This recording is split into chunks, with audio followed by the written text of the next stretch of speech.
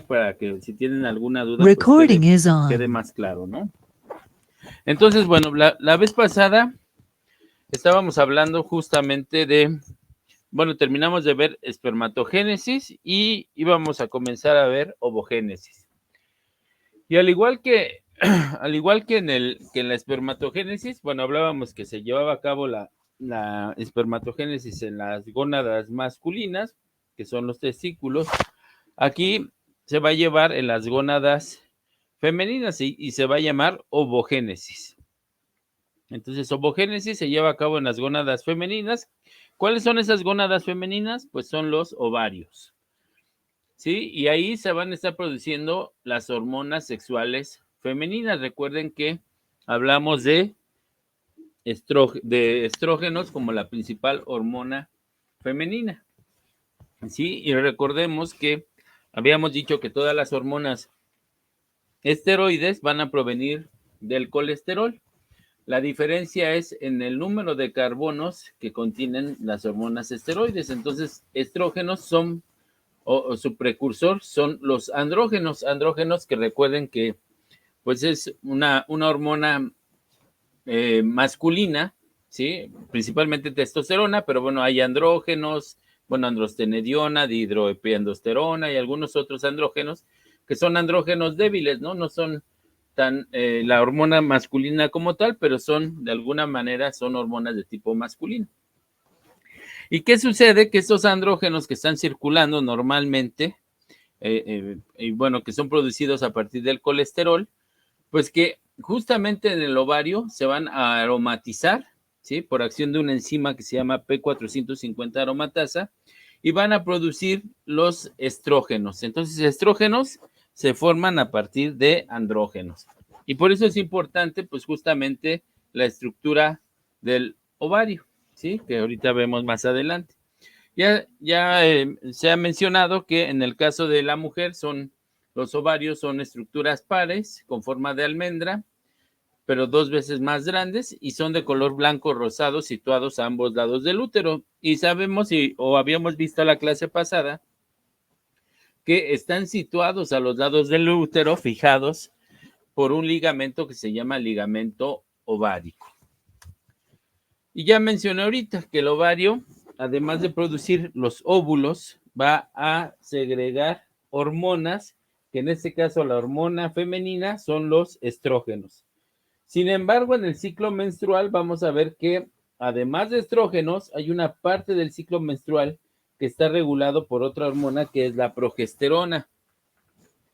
Esta progesterona, como su nombre lo dice, es progestacional, entonces favorece la gestación. ¿Por qué es importante en el ciclo menstrual esta progesterona? Porque va a hacer que el útero cree todo un ambiente adecuado, un ambiente de confort, para que en el caso de que hubiera una fecundación, el cigoto, en este caso el futuro embrión, pueda implantarse en el útero, ¿sí? Y tenga todo ese ambiente de confort para que pueda mantenerse ahí las siguientes 40 semanas. Entonces, por eso es que es importante. Sin embargo, si no hay fecundación, entonces, pues bueno, el, la progesterona se deja de producir y nuevamente inicia otro ciclo. Ahorita vemos también, o vamos a ver parte de lo que es el ciclo menstrual para que quede un poco más claro. Y entonces estas dos hormonas, tanto estrógenos como progesterona, van a inducir los cambios físicos de la pubertad, las características sexuales secundarias, y además van a apoyar a la maduración del útero, como habíamos mencionado. Cuando hablamos del endometrio, bueno, ya nos iremos dando cuenta que cada órgano va a tener, principalmente va a tener 3 capas, ¿no? Por las cuales van a estar conformados. En este caso, en el útero, aunque hablamos del útero como una estructura eh, general, pues este útero va a tener 3 capas. Un perimetrio, ¿sí? En la parte externa, en la parte periférica, por eso se llama perimetrio. Entonces, va a tener un perimetrio, que es la parte externa, un miometrio, mio es músculo, entonces va a ser el músculo del útero, entonces una capa muscular que este músculo, cuando veamos tejidos, ya como que vamos a empezar a entender un poco más, pero es músculo liso.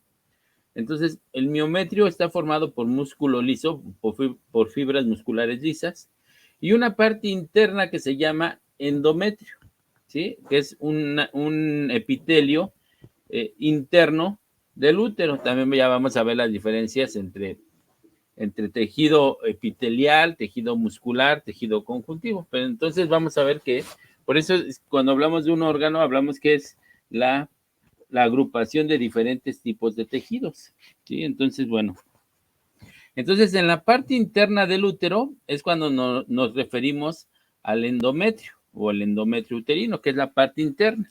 Este endometrio uterino es el que se va a preparar o va a madurar para la espera de una posible implantación de este óvulo fecundado.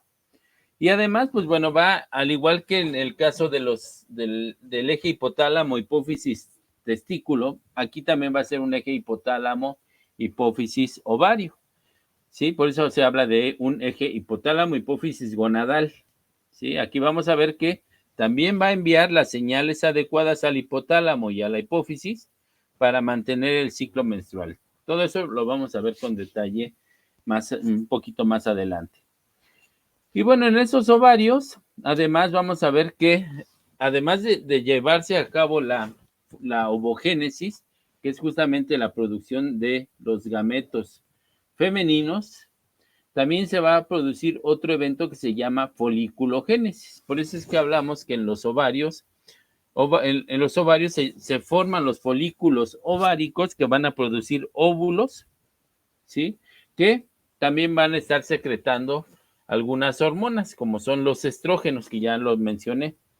Dijimos que estos estrógenos son importantes para el desarrollo de órganos reproductores y además las características sexuales secundarias, que también lo mencioné en la clase pasada. Distribución de grasa, amplitud de pelvis, crecimiento de las mamas, vello púbico y axilar, entre algunos otros. Entonces, estos serían algunos de los caracteres sexuales secundarios en la mujer. Y bueno, vemos que la relaxina es otra hormona que se va a producir en el momento del parto. ¿Qué es lo que hace esa relaxina? Como su nombre lo dice, va a relajar o va a actuar sobre los ligamentos de la pelvis y del útero para que se relaje y pueda expulsarse el bebé. Entonces, pues, precisamente aquí dice su relajación durante el parto. De ahí el nombre de relaxina, facilitando el alumbramiento o el parto. Y aquí lo vemos, decíamos que son los ovarios, son dos órganos con forma de almendra que se encuentran situados a los lados del útero, ¿sí? Este de aquí es el ligamento ovárico que lo mantiene fijo precisamente a los lados del útero.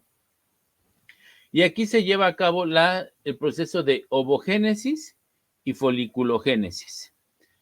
Entonces, bueno, en la siguiente clase seguramente estaremos viendo también la parte además de todo esto, estaremos viendo además la parte de ya la embriología como tal, aunque vimos en el inicio una pequeña parte de la embriología, vamos a ver cómo también además de los ovarios se van a formar las estructuras complementarias del tracto reproductor.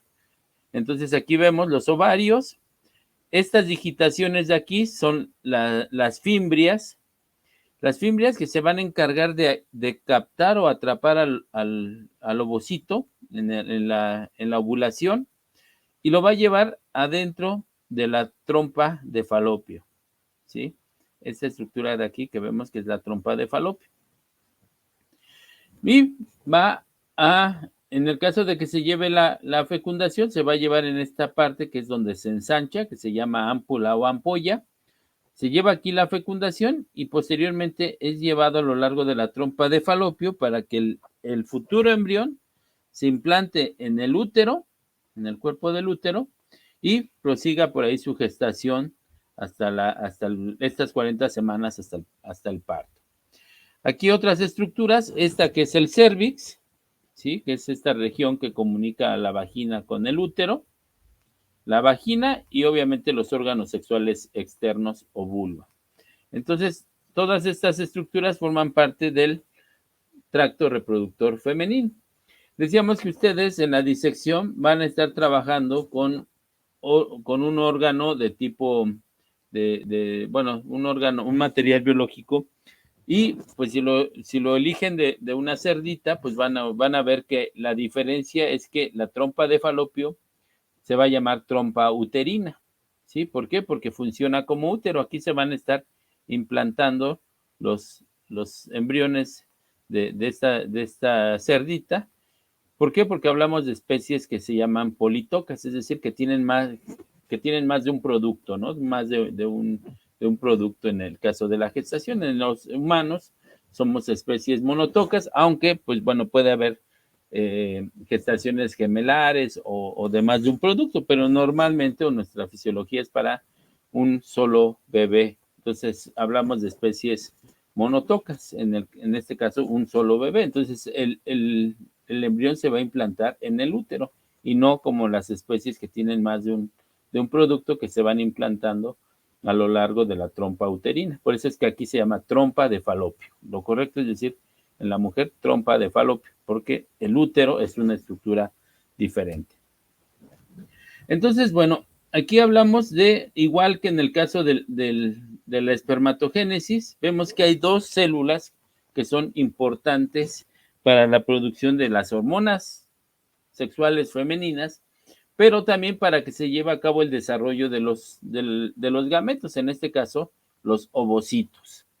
Entonces vamos a ver que hay dos tipos de tejidos. Un tejido intersticial, que son formado principalmente por glándulas, ¿sí? Que se van a encontrar distribuidos a lo largo del ovario, ¿sí? Que vamos a ver. Y bueno, la parte funcional, que pues obviamente si hablamos de ovocitos, de ovogénesis, vamos a ver que, o vimos, cuando vimos la pequeña parte o el resumen de la embriología, hablábamos de unas células germinales primordiales, que recuerden que esas células germinales primordiales migraban de la pared, en la parte del embrión, entre la tercera y cuarta semana, había una estructura que se llamaba el saco vitelino, ¿sí? Que es esa estructura que servía inicialmente como parte de la nutrición, de la respiración del embrión y todas las funciones que tendría después la placenta. Entonces, había una migración de células de estas células germinales primordiales e iban a formar una estructura que eran las crestas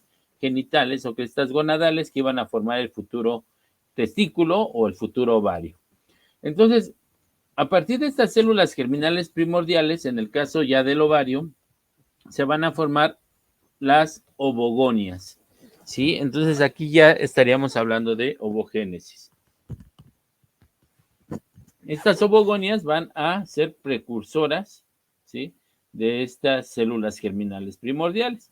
Entonces, cuando vemos o estudiamos ovogénesis, pues partimos a partir de las ovogonias. Y estas ovogonias van a dar como origen a los ovocitos. Recuerden, en el caso de espermatogénesis, eran espermatogonias y daban origen a los espermatocitos, primarios y secundarios. Acá se van a dar origen a los ovocitos, ¿sí? Y bueno, ovocitos primarios y secundarios, de acuerdo al estadio en el cual se encuentren de maduración. Entonces, por eso les digo que vayan ya relacionando pues un tema con otro, para que se nos vaya haciendo más fácil. Y también vamos a ver que hay la interacción de dos células, ¿sí? Que son las células de la teca y las células de la granulosa. ¿Por qué son importantes estas? Porque aquí es donde se va a llevar justamente la aromatización de estos andrógenos a estrógenos, que es la hormona sexual femenina. Déjenme ver si puedo poner ahí la enzima. Espérenme. Entonces, aquí en este caso, déjenme ver. Bueno, si no, en un ratito se los pongo. Pero entonces, bueno, acá, en este caso, déjenme, le pongo aquí la pluma. Aquí estaría la P4, 450 aromatasa. Bueno, aromatasa, ¿no? Es que ya aquí ya se sale. Entonces sería P450 aromatasa, que va a romper las cadenas de los estrógenos, de sus carbonos, para hacer una molécula más pequeña, que son los estrógenos. Entonces, bueno, la definición de ovogénesis, al igual que, bueno, la espermatogénesis, es el proceso que va a iniciar con la división de la ovogonia, que sería la primer célula que habíamos mencionado anteriormente, y va a finalizar con la formación de un ovocito secundario, ¿sí? Ahorita lo vemos en un esquema cómo se lleva a cabo. ¿Esta dónde ocurre? En el ovario, ¿sí? Y a diferencia de en el caso del hombre, vamos a ver que en el hombre se iniciaba desde la pubertad, la espermatogénesis. Entonces ahí iniciaba la formación de la espermatogénesis. Aquí en el caso de la ovogénesis, pues prácticamente va a iniciar desde el desarrollo fetal, durante bueno, obviamente en el neonato, toda la infancia, la pubertad y hasta, bueno, la menopausia, que es la última ovulación. Entonces vemos que a lo largo de la vida, de la mujer, va a estar habiendo crecimiento de estas células llamadas ovogonias, ¿sí? Entonces, por eso es que en el caso de la mujer se interrumpe ya las ovulaciones alrededor de los 45 años, que es la última ovulación, precisamente porque al nacimiento, prácticamente, perdón, a partir de la pubertad, ¿sí? De la menarquia, que es alrededor de los 13 años y hasta los 45 o 50 años, que es la menopausia, van a haber alrededor de 400 ovulaciones, es decir, 400 óvulos, que son los que pueden llegar a una fertilización. Entonces, por eso es que ya tiene como un número determinado de óvulos que pueden llegar a la fecundación. Y bueno, ahorita lo van a entender un poco más cuando veamos ya un poco más la parte ya de la ovogénesis. Aquí, al igual que la espermatogénesis, van a haber tres fases. Una fase mitótica o proliferativa, igual en el que aumenta el número de células, llamadas ovogonias. Este aumento de células obviamente va a provenir de esas células germinales primordiales. Entonces, aquí hay una fase mitótica. Recuerden que mitosis es que se crean células con toda la información genética, ¿sí? Entonces, ahí se empiezan a formar y posteriormente vendría la fase meiótica. En esa fase meiótica es cuando se divide el número de cromosomas. Entonces, en esa fase mitótica, todas estas ovogonias van a tener, o van a ser diploides, o van a tener 46 cromosomas, o 23 pares de cromosomas, ambos con cromosoma sexual X. Luego la fase meiótica, se divide el número de cromosomas y es donde se da la diversidad genética. Es decir, pasa de un ovocito primario a un ovocito secundario. Entonces, el ovocito primario sigue siendo diploide y el ovocito secundario ya se vuelve haploide, es decir, con la mitad de la información genética, es decir, 23 cromosomas. Y después viene igual una fase de diferenciación. En este caso, va a ocurrir en el ovocito primario. Ahorita vamos a ver un poco de esta fase de diferenciación cuando veamos la parte de foliculogénesis. Entonces aquí lo vemos. Vemos las células germinales primordiales. Decíamos que inicia con una fase mitótica o proliferativa, donde se forman las ovogonias. Entonces vamos a ver que el ovario está tapizado de ovogonias, ¿sí? Son todas esas. Aquí está el núcleo y la ovogonia. Después viene una parte de, bueno, la mitosis, dando origen a los ovocitos primarios. Esta ovogonia se divide dando origen a los ovocitos primarios. Hasta aquí todavía son de tipo diploide.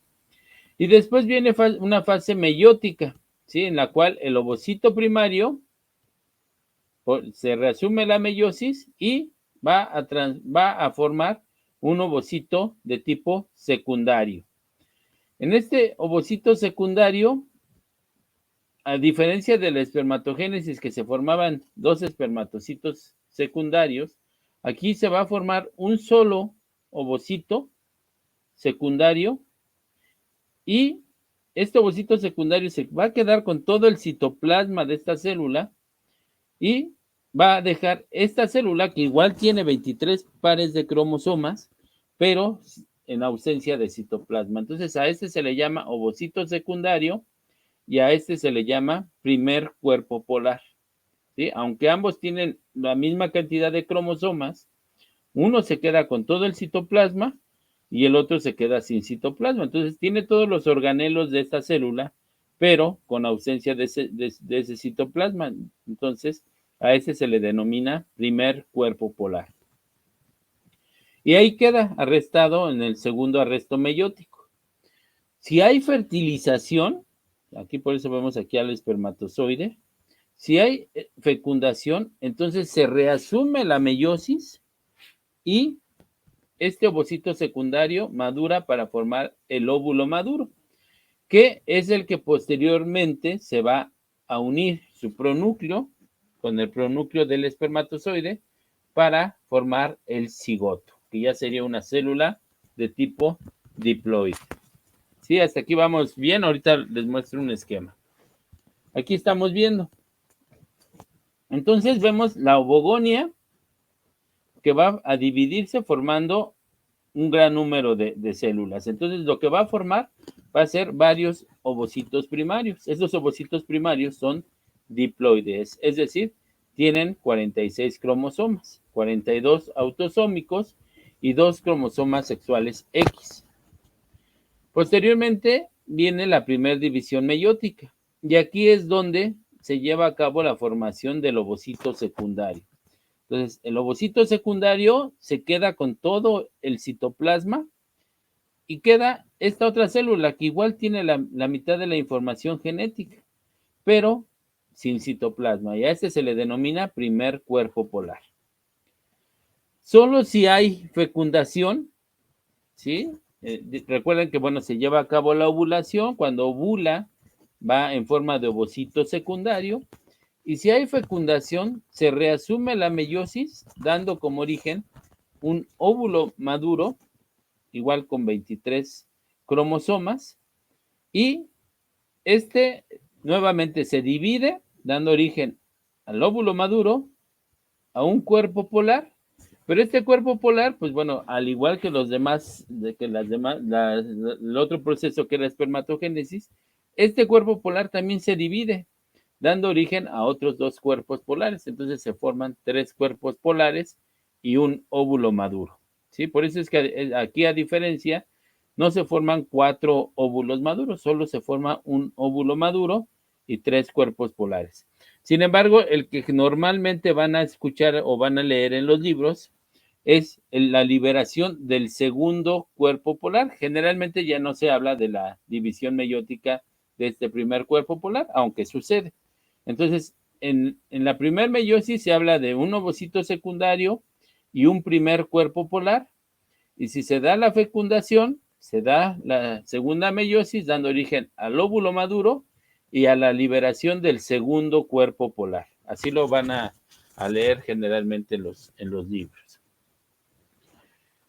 Y aquí es donde hablábamos de esa fase de maduración meiótica. Vemos que el ovocito primario es arrestado en una de las etapas llamadas diploteno de la meiosis 1 y se reasume la meiosis y va a progresar hasta una metafase 2. Estos procesos, bueno, dijimos que no íbamos a profundizar mucho en eso, pero bueno, aquí está la parte teórica de lo que sucede. Y bueno, vemos que esa maduración meiótica va a ocurrir bajo 2 condiciones. Y eso es lo que ahorita vamos a empezar a entender un poco más. Aquí decimos que en folículos antrales, ¿qué es antral? Pues que estos folículos van a tener un espacio lleno de líquido folicular. Y aquí es donde se vuelven dependientes de gonadotropinas. Entonces vemos que hay una oleada de gonadotropina preovulatoria, en este caso FSH y LH, ¿sí? Y también en vitro se puede hacer, ¿sí? Con ovocitos recuperados desde folículos. Aquí se puede llevar a cabo esto, pero hablamos justamente de esa oleada gonadotrópica preovulatoria, que es lo que va a dar justamente esa maduración meiótica. Y ahorita lo vamos a entender ahorita que veamos foliculogénesis. Entonces sí queda clara la parte de ovogénesis, ¿verdad? Prácticamente, si se dan cuenta, es muy parecida a la espermatogénesis, con la diferencia de que solo queda una célula, que va a ser el óvulo maduro, y 3 cuerpos polares, ¿sí? Esos que no son, pues, fecundables. ¿Sí? ¿Hasta aquí vamos bien? Hasta aquí diploides, hasta acá haploides. 46 cromosomas, 23 cromosomas.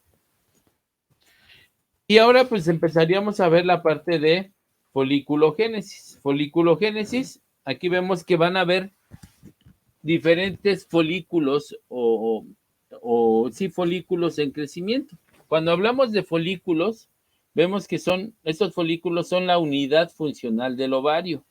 Entonces hablábamos de la parte funcional que justamente la van a dar los folículos.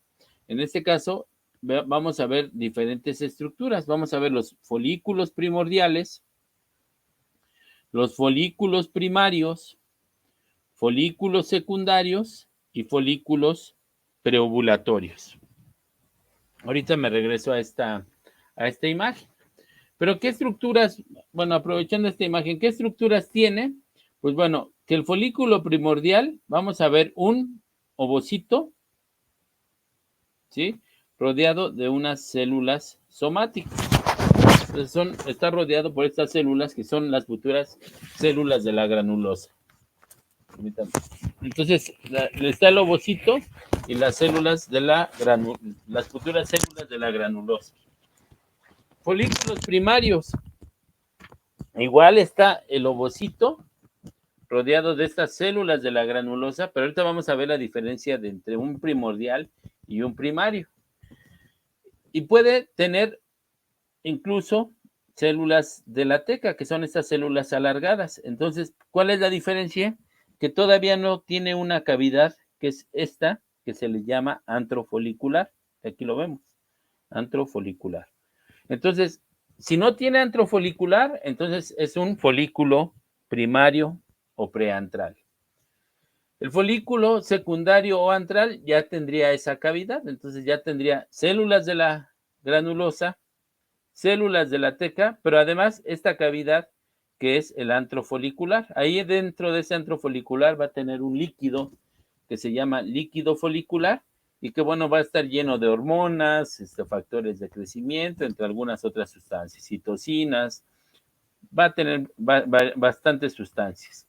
Pero entonces aquí, cuando se forma el antro, esta cavidad que es el antro folicular, se le llama folículos secundarios.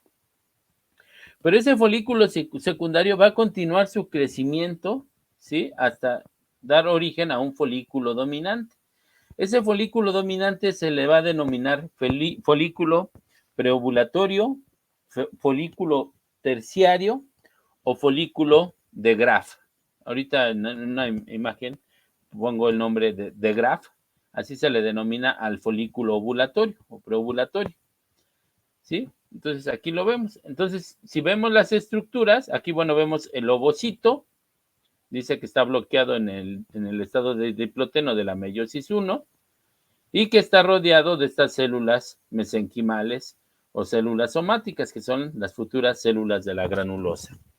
En el folículo primario, ya vimos aquí el ovocito, ¿sí? Aquí está el núcleo. Esta de aquí se le denomina zona pelúcida, esta membrana, y bueno, van a ver la importancia de esta zona pelúcida ahora que veamos fecundación. Entonces, esta es la zona pelúcida, y por fuera de estas van a estar rodeados de estas celulitas, que eran estas células mesenquimales, que son las células de la granulosa. Y decíamos que puede haber o no estas células afuera, que son las células de la teca. Independientemente de que sea una capa o varias capas o de que haya células de la granulosa o no, la diferencia la hace en que no tiene el antro folicular. Entonces, eso lo hace un folículo primario. Y después viene el folículo secundario, que si lo viéramos, ese es un folículo terciario, pero si lo viéramos, va a tener células de la granulosa, antrofolicular, células de la teca interna y células de la teca externa. Y igual va a tener aquí una zona pelúcida, ¿sí? Una membrana que va a dividir las células de la teca de las de la teca de las de la granulosa. Y bueno, la aparición de vasos sanguíneos que van a estar llevándole sangre al folículo. Aquí es importante mencionar que aunque todas estas son células de la granulosa, justamente las células que van a rodear al ovocito se les va a denominar células del cúmulos óforos o también llamadas células de la corona radiada. Entonces, nada más porque están rodeando al ovocito, se van a denominar, aunque son células de la granulosa, se les va a denominar células del cúmulos óforos o corona radiada.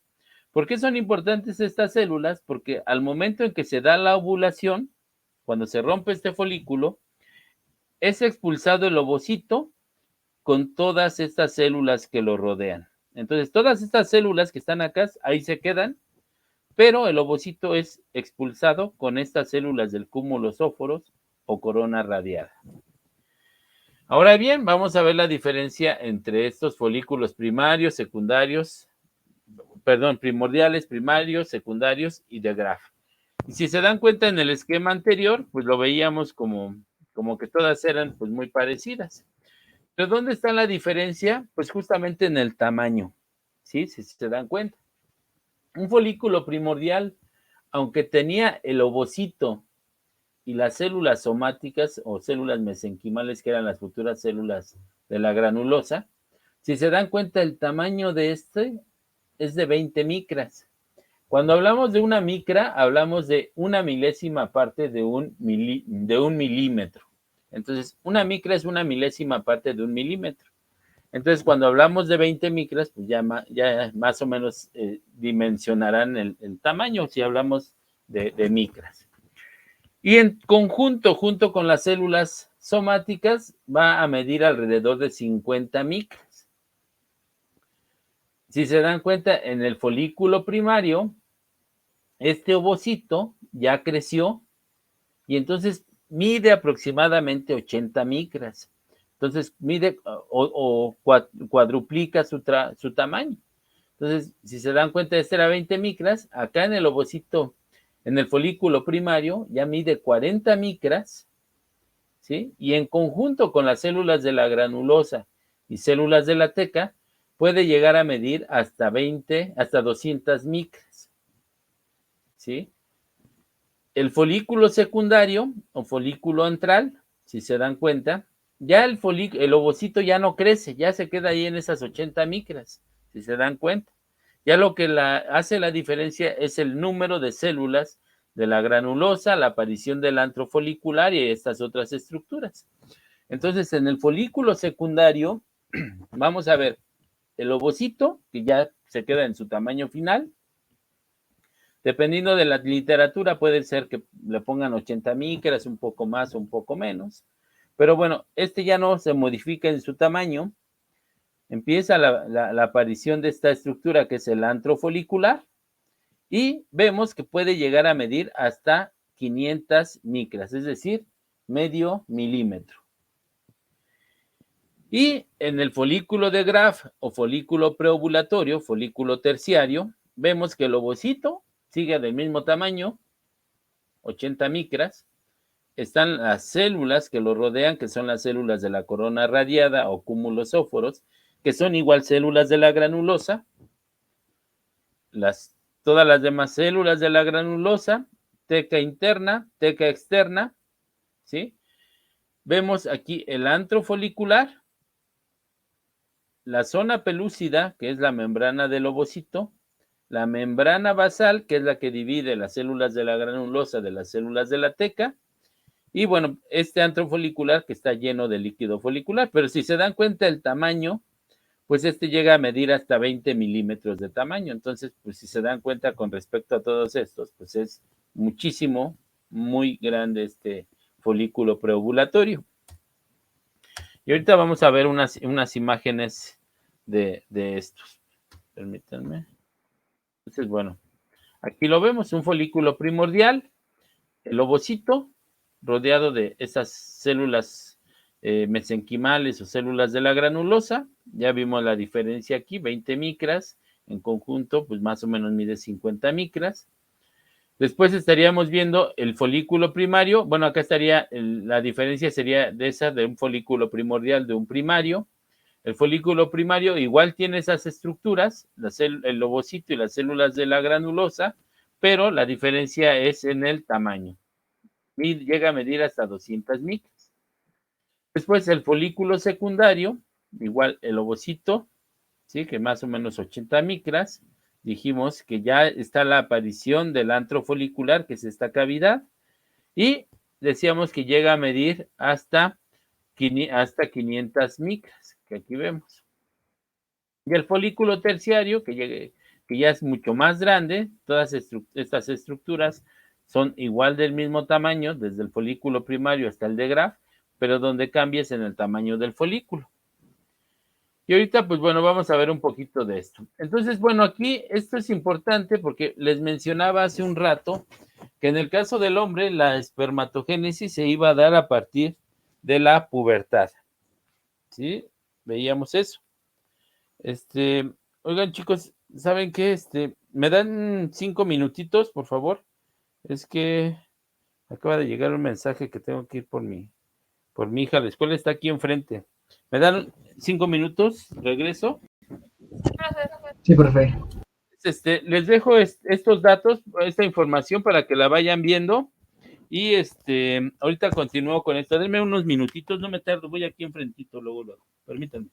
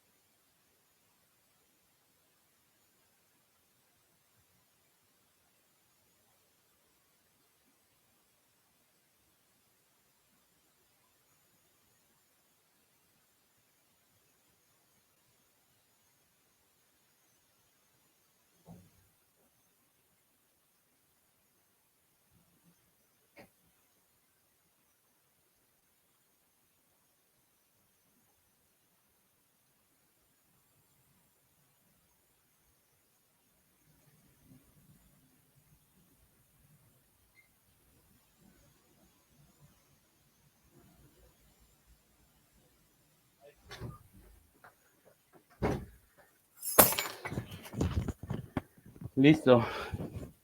Ay, disculpen. Entonces, bueno, habíamos visto lo de la maduración de los folículos y decíamos que en el caso de la mujer se va a llevar desde la vida fetal, en la vida neonatal, y bueno, pubertad, y bueno, hasta la menopausia, que es la última ovulación. Entonces vemos que durante la vida fetal y neonatal va a haber crecimiento de pocos folículos primordiales. Ya vimos las diferencias entre uno y otro. Entonces vemos que esos folículos primordiales, que eran estos que veíamos anteriormente, van a iniciar su crecimiento de manera esporádica, pero obviamente al no tener el ambiente hormonal, que ya lo tiene en la pubertad, que son los estrógenos, la LH, la FSH, pues bueno, inician su desarrollo de manera esporádica, pero incompleta. Entonces empiezan a crecer, no hay el ambiente adecuado y mueren, ¿sí? Sin embargo, es hasta la pubertad donde ya inicia el crecimiento o reclutamiento regular de folículos. Aunque aquí hablamos un poco de, estos son los primordiales, esos son los que en la vida fetal y en la niñez empiezan a crecer de manera regular, pero incompleta. Entonces son pequeños grupos de folículos primordiales que inician su crecimiento. Es hasta la pubertad donde ya empiezan a crecer más grupos de estos folículos. Entonces, eso decimos que en la pubertad empieza el reclutamiento regular de folículos primordiales, dentro de pequeños grupos de folículos creciendo, es decir, no inicia el crecimiento un solo folículo, sino que son grupos de varios folículos los que inician su crecimiento en cada menstruación, por así decirlo, en cada ciclo menstrual. Vemos que pocos folículos primordiales recomienzan a crecer todos los días, pero en este caso no todos llegan a la ovulación, solo el folículo dominante es el que va a llegar a la ovulación. Entonces, digamos que inician su crecimiento 8 folículos. Inician su crecimiento, pueden llegar a ser folículos secundarios, pero solo el de mayor tamaño es el que va a llegar a la ovulación. Los demás van a morir por un proceso llamado atresia folicular, que ahorita también lo vamos a mencionar. Entonces, bueno, ¿qué es lo que sucede? Ya vimos en el caso del crecimiento folicular que va a haber un aumento en el diámetro del folículo primordial. Ya vimos que va desde los 20 hasta las 500 micras más o menos. Y no solo crece el folículo primordial, ¿sí? Este era el folículo primordial. Cuando hablamos de folículo, hablamos tanto del ovocito como de las células que lo rodean. Entonces, cuando hablamos de folículos, hablamos tanto del ovocito, que es la célula, el gameto, en este caso el gameto femenino, como de las células que lo rodean, ¿sí? Llámese folículo primordial, primario, secundario o de Graf. Entonces, en conjunto todo esto es un folículo. Por eso hablamos que hay un aumento en el diámetro del folículo, que va desde el folículo primordial hasta más o menos 500 micras. Pero también hay un aumento en el diámetro del ovocito, es decir, que este puede medir desde 60 hasta 120 micras.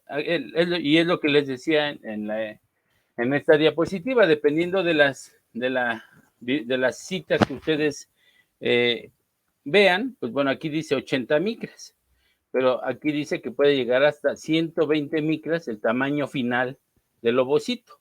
Entonces, digamos que dependiendo de la bibliografía, aquí podrían verlo, el ovocito que diga 120 micras, ¿no? Entonces, sin embargo, lo que sí queda claro es que ese va a ser su tamaño final del ovocito, independientemente de la bibliografía donde lo tomen. El tamaño final ya va a ser desde el folículo primario hasta el folículo terciario. Ese tamaño ya no se va a modificar. Y posteriormente veríamos que en este caso, durante el desarrollo ya de un folículo preantral, sí vemos que hay también síntesis de ácidos nucleicos, ¿sí? Proteínas que van a nutrir al ovocito y que son esenciales para la maduración del ovocito o del embrión temprano. Y vemos que hay una comunicación bidireccional entre el ovocito y las células de la granulosa. Esas células de la granulosa que también van a ser importantes, puesto que además de rodear al ovocito y que van a ser esa primer barrera que tienen que atravesar los espermatozoides para fecundar al ovocito, ¿sí?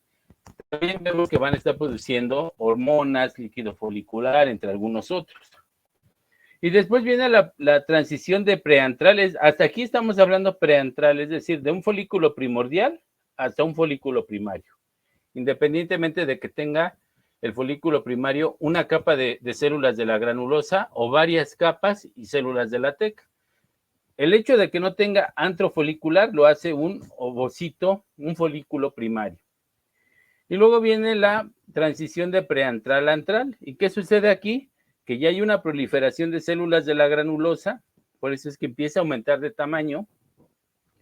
Hay la aparición de un líquido viscoso que se llama líquido folicular, que es lo que les mencionaba, que se encuentra entre las células de la granulosa.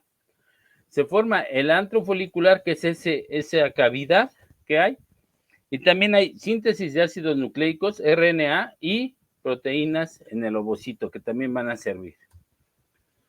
Aquí vemos un poco del crecimiento de los estadios de la meiosis durante el desarrollo folicular. Aquí vemos la ovogonia, cómo va creciendo. Aquí se forma un folículo primordial. Aquí, si se dan cuenta, pues va madurando, va dividiéndose en diferentes estados de la mitosis. Entonces, aquí se da el primer arresto meiótico. Luego aquí vemos cómo continúa su crecimiento aquí de un folículo antral a un folículo de Graf. Vemos que igual continúa su desarrollo. Y en la meiosis 2 se da solamente si hay fertilización. Entonces aquí queda en un segundo arresto meiótico. Y solo si se da la fertilización, aquí vemos la liberación del segundo cuerpo polar y los pronúcleos del ovocito y del espermatozoide, que es justamente donde se mezclan para formar una célula diploide. ¿Y cuál es el papel de estas hormonas en la ovogénesis? Vemos que, pues en el caso de las señales o de las señalizaciones para que empiece a crecer un grupo de folículos así de manera espontánea, pues todavía a la fecha no se comprende cuáles son estas señalizaciones que le indican a este grupo de folículos primordiales que inicien su crecimiento. Todavía eso no se conoce del todo, pero se dice que pueden haber varios factores que son los que inducen a que un grupo pequeño de folículos primordiales inicien su crecimiento. Entre algunos de estos mencionan citocinas, factores de crecimiento, principalmente este factor de crecimiento epidermal. Y bueno, estos, independientemente también de las hormonas, son los que parece que son como las señalizaciones que van a hacer que un grupo de folículos primordiales inicien su crecimiento. Sin embargo, como dice aquí, todavía no se comprende completamente qué es lo que da esa señalización. Sin embargo, vemos que ya en folículos que ya tienen células de la teca y células de la granulosa, se vuelven folículos dependientes de gonadotropinas. Y esos folículos dependientes de gonadotropinas ya van a empezar a generar receptores tanto a FSH, que es hormona folículo estimulante, y a LH, que es hormona luteinizante. Estos dos se van a unir a sus receptores, ¿sí? Aquí dice, expresados en la fase preantral temprana. Entonces, en esa fase preantral temprana se empiezan a aparecer estos receptores para estas dos gonadotropinas. Y posteriormente ya en folículos de tipo antral. Entonces, lo que mencioné hace un rato, el receptor para FSH va a estar en las células de la granulosa. ¿Qué es lo que hace? que va a hacer la aromatización de andrógenos para convertirlos a estrógenos. ¿Y alguien va a preguntar algo?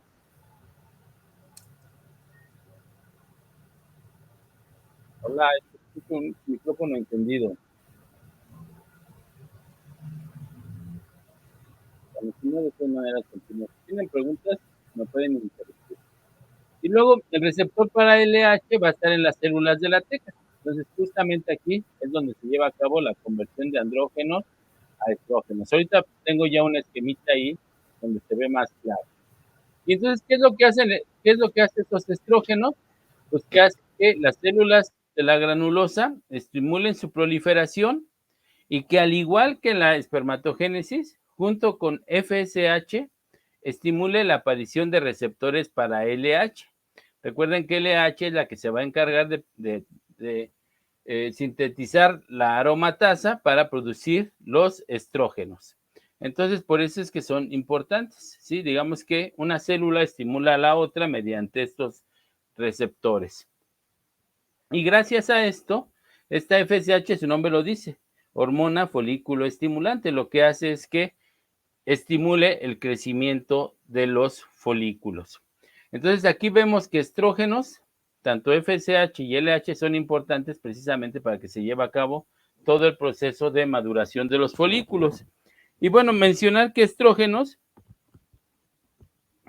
aquí lo dice, que estimula la proliferación de las células de la granulosa.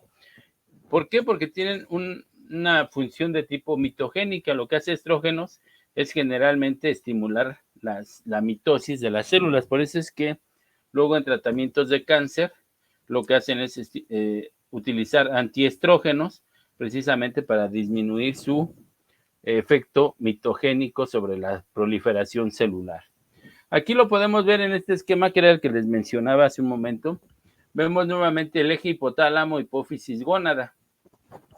Sí, vemos el hipotálamo, libera GnRH. GnRH se une a sus receptores en la hipófisis y de aquí se liberan las dos gonadotropinas, FSH y LH.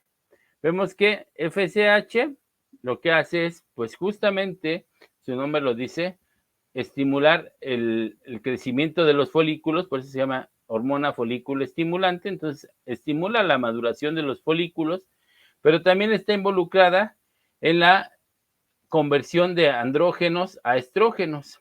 Entonces, LH lo que hace es producir esta enzima P450 aromatasa y en conjunto con las células de la teca y la granulosa van a convertir estos estrógenos. ¿Para qué son importantes? Pues ya dijimos, para que se dé el crecimiento folicular y LH también se ha visto que antes de la ovulación, horas antes de la ovulación, hay un pico de liberación de LH y este tiene que ver con el proceso de ovulación. ¿Qué es lo que hace? Que aumenta la presión intrafolicular, es decir, la presión interna del folículo y hace que explote ese folículo para que se pueda dar la liberación del óvulo. Entonces se da la liberación y bueno, si hay fecundación, pues continúa hacia el embarazo. Si no hay fecundación, pues entonces inicia posteriormente una nueva menstruación. Y aquí van a ver igual efectos de retroalimentación positiva o negativa, que le indica al hipotálamo que libere o más GnRH o bien que deje de liberar esa GnRH para que se produzcan otras hormonas dependiendo del estadio en el que se encuentre, si es embarazo o si no hubo embarazo, pues es que se den las siguientes menstruaciones. Entonces ya vimos que FSH, LH y estrógenos están involucrados en los caracteres sexuales secundarios que ya mencionamos anteriormente.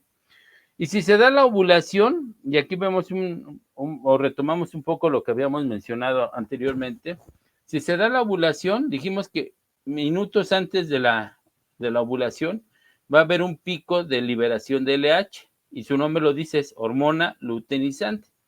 Entonces lo que hace es que esas células, aquí me regreso, aquí estaríamos viendo, estas células, prácticamente cuando se da la ovulación, sale el ovocito rodeado de estas células que dijimos que son células de la granulosa, pero se llaman células de la corona radiada o del cúmulo óforo, o de cúmulos óforos. Entonces, es expulsado y queda aquí un hueco, ¿sí? Una cavidad que queda con células de la teca y células de la granulosa.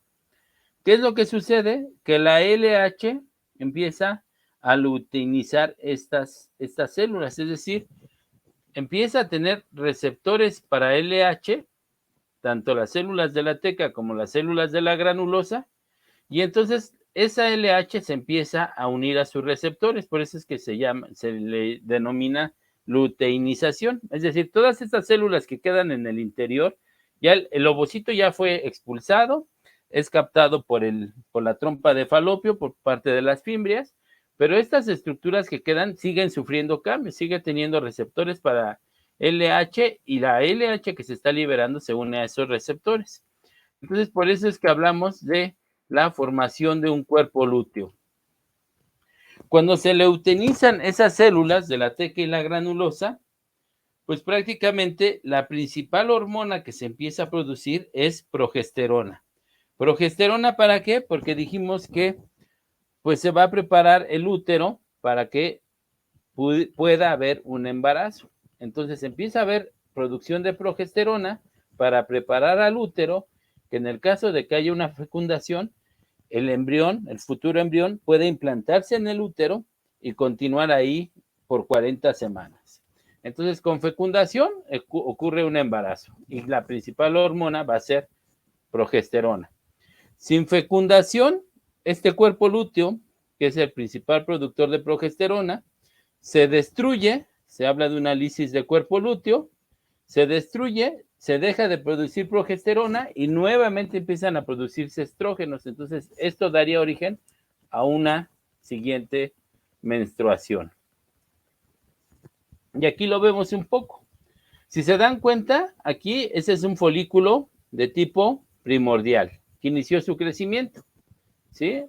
Aquí vemos un folículo primario. En el folículo primario vemos al ovocito, su núcleo del ovocito, esta de azul, que es las células, perdón, la membrana, la zona pelúcida o membrana pelúcida, las células de la granulosa y ya tiene células de la teca.